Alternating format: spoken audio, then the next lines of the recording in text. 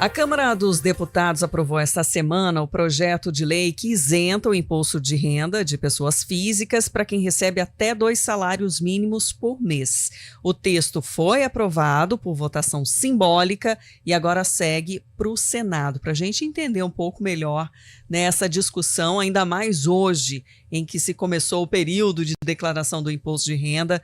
A gente conversa com o advogado Marcelo Pellegrini, que já está aqui com a gente. Boa tarde, seja bem-vindo. Olá, Sandra, muito boa tarde a você, aos ouvintes da CBN, exatamente isso. E a primeira observação que eu gostaria de fazer é sobre votação simbólica. Votação simbólica é quando você tem um acordo de todos os líderes, você não precisa levar para plenário, para o voto nominal dos 513 deputados. É uma matéria, assim, digamos, de consenso do Legislativo. E no mérito, o fato é exatamente este. E o Congresso acabou validando uma medida provisória do governo federal, no sentido de que, desde 1º de janeiro de 2024, aqueles que ganham até 2 salários mínimos já com reajuste estão isentos de pagar os tributos do imposto de renda para o exercício calendário 24 e 25. Aí a dúvida, né, doutor Marcelo? A declaração desse ano não entra isso ainda, é outro valor, né? Exatamente, a declaração desse ano, cujas regras e o início do processo é na data de hoje, é uma coincidência até feliz a gente discutir esse tema na data de hoje, seguem as regras, né, do ano anterior, porque a gente faz a declaração de 24 com base nos bens, rendas e direitos do ano de 2023. Agora, o limite, ele já está em vigor, né, que é nessa faixa de R$ 2.259 desde fevereiro. Exatamente, porque o governo teve uma medida provisória. Exatamente. Ajuda a gente a entender isso, né, dessa medida provisória, a validade dela, por quanto tempo. Exatamente, a medida provisória é um instrumento que o presidente da República tem, é até o que a gente chama na doutrina de uma função atípica do Poder Executivo, de criar uma regra que tem validade e eficácia imediata e os efeitos perduram por 120 dias, que é o prazo que o Congresso tem para ou aceitar, validando, ou rejeitar, invalidando a medida provisória do presidente. Agora tem uns critérios, né? O governo dando um desconto simplificado de 25% em relação à próxima alíquota, aí questões bem tributáveis mesmo a ser pagas na tabela do imposto de renda, aí representando um valor de R$ 564 a mais na faixa de isenção. São detalhes que, independente aí desses valores, depende dessa decisão mesmo no Congresso. Aí é o que a gente chamou de você fazer a declaração de renda simplificada ou a completa. Se você faz a simplificada, obrigatoriamente você vai ter lá um direito de descontar 25% por mês até R$ 564 de não pagar imposto. Então você pega a alíquota, aplica sobre o seu salário, tira os R$ 564, é o que você tem que recolher de imposto por ano. Você pode fazer nos ajustes mensais, ou você pode deixar no ano seguinte para fazer um ajuste único. Já aqueles que têm diversos bens, rendas, né, tem uma diversidade de rendimentos, aí normalmente utilizam a tabela completa, não simplificada. E aí as regras são um pouquinho diferentes. De qualquer forma, é uma responsabilidade aí, seja na Câmara, seja no Senado, de tocar esse assunto, porque imagino que afete a vida de muitos brasileiros, né, nessa faixa salarial, ao ponto também que tem a discussão do impacto orçamentário da União. De um lado você tem a arrecadação, de um lado você tem que a isenção sobre uma parte da arrecadação. Hoje, neste ano, o governo disse que são esperados 43 milhões de declarações de renda, e essa faixa específica dos 2 salários mínimos correspondem a cerca de 1/3, né, dos vencimentos da população economicamente ativa. Vamos trocar o assunto? Podemos Ou também. quer seguir? Bom, essa aqui é legal e vai dar discussão pra caramba, doutor Marcelo. A proposta de emenda à Constituição do fim da reeleição. Essa, como é que tá? Em que trâmite tá isso? Porque a gente tem tanto político que pensa em reeleição, né? Se não for falar de todos eles. Guarizo, boa tarde a você. Realmente o tema ele é super latente e existem, não uma, 6 discussões sobre as questões eleitorais para acabar com a reeleição. Primeiro, terminar que a reeleição é para o executivo. Para o legislativo, não. Sim. Não vale.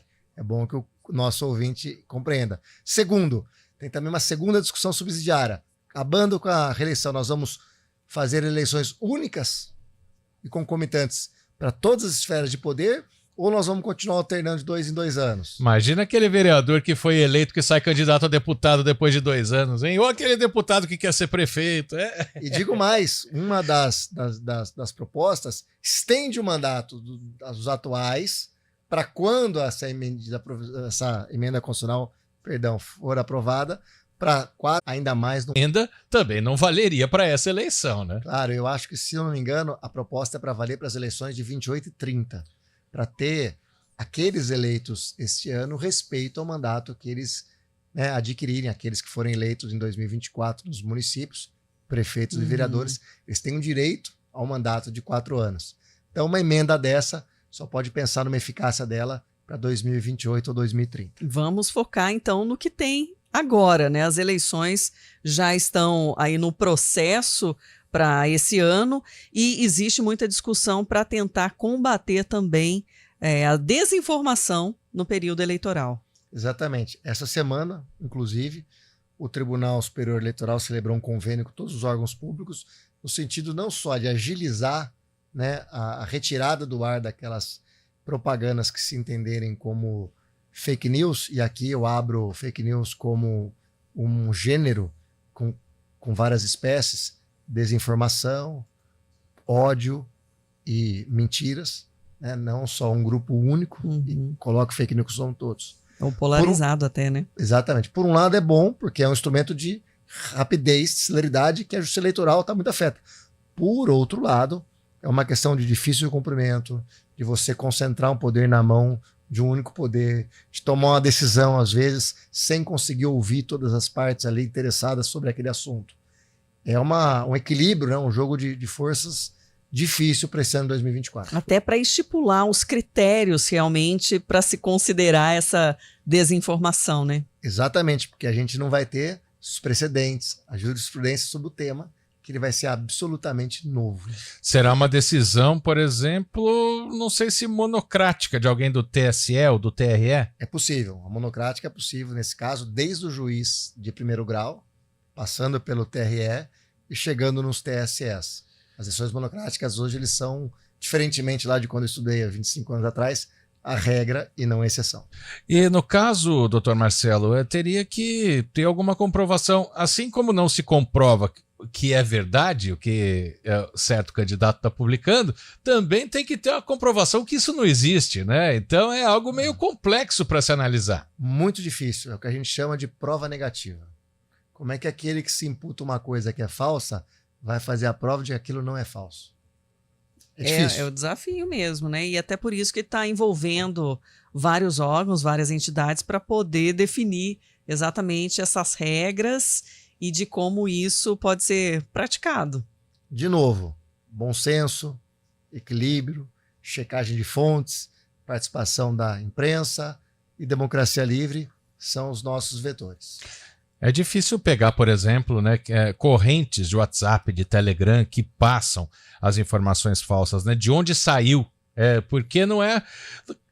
Tem que discutir também se quem repassa também está cometendo crime ou só quem criou, quem é o mandante, vamos dizer assim. Muito difícil. Eu acho que não sei nem se existe um equipamento técnico que permita você identificar a origem da primeira mensagem falsa.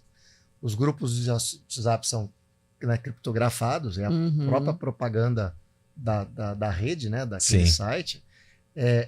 O que eles fazem é tentar diminuir, disseminar. Por exemplo, antigamente você podia mandar uma mensagem para 20 pessoas, hoje só pode mandar para 5. Uma mensagem que ela é disseminada muitas vezes, você só pode mandar de uma em uma, né, você encaminhar, porque ela é encaminhada com frequência. Terceiro, hoje existe um convênio, no caso do WhatsApp, com a Justiça Eleitoral, no sentido dele tentar checar e se entender que aquele celular, aquele número, aquele código está disseminando muitas mensagens ao mesmo tempo, ou muitas mensagens não verdadeiras, de travar aquele WhatsApp, mas já não impede de um novo pré-pago substituir. É uma engenharia difícil, e a gente convive com isso no dia a dia na Justiça Eleitoral. Marcelo Pellegrini, obrigada por trazer mais conhecimento aí para os nossos ouvintes a respeito desse universo que é cheio de brechas também nas legislações, né? Exatamente. A alegria é minha, né? Fica aí o meu abraço, um bom final de semana e um agradecimento à CBN aí para novamente poder contribuir. Até a próxima semana. Obrigado, doutor Marcelo. Agora é 3h27, temos intervalo? Temos o intervalo, então. Vamos